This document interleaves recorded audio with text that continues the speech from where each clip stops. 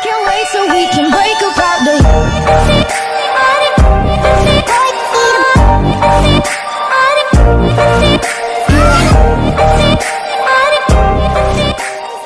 Assalamualaikum warahmatullahi wabarakatuh.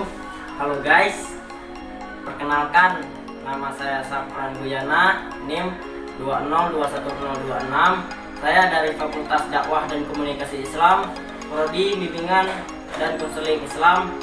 Saya dari kampus IAIN Syekh Abdurrahman Siddiq, Bangka Belitung. Baiklah, saya di sini ingin mempresentasikan hasil tugas yang telah saya analisis, yaitu yang pertama, menganalisis terkait peran Pancasila bagi masyarakat Indonesia generasi 4.0 terhadap sistem demokrasi masa kini. Dan tugas yang kedua, menganalisis kondisi partai politik dan pemilu masa kini dan masa yang akan datang. Baiklah, langsung saja ke tugas pertamanya.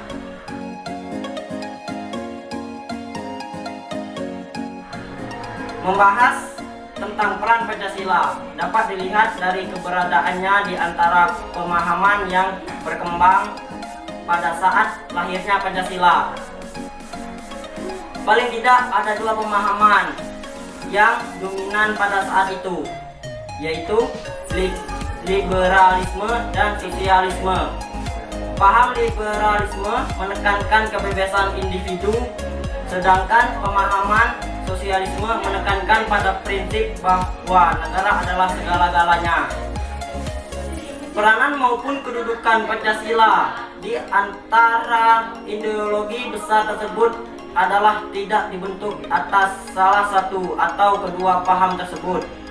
Namun, proses terbentuknya dipengaruhi atau menerima secara kreatif oleh berbagai macam pemahaman pada masa itu.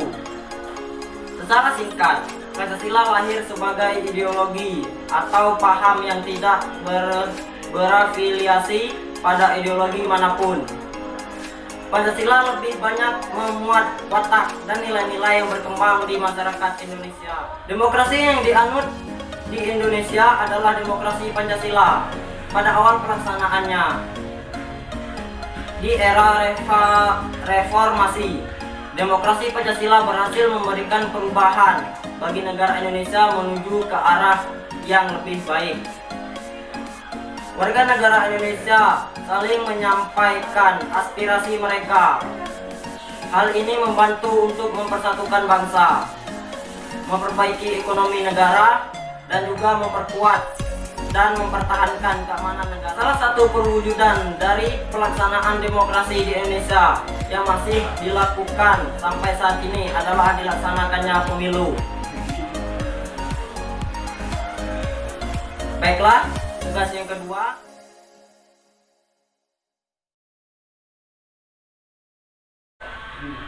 Sumber utama masalah di Indonesia berasal dari politik.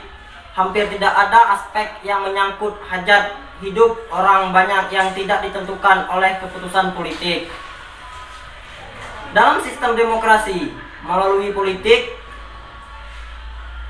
orang yang terpilih diberi kekuasaan untuk mengelola negara. Baik atau buruk suatu negara sedikit banyak ditentukan oleh kualitas orang-orang yang mengurus negara. Sayangnya, teori-teori indah dan mulia tentang politik banyak yang tidak sesuai dengan kenyataan. Tidak bisa dipungkiri, hampir semua aspek kehidupan sudah dipolitisasi. Agama, ekonomi, investasi, bencana alam, kesehatan, sosial, olahraga, pendidikan, hukum, dan lainnya sudah menjadi komoditas politik.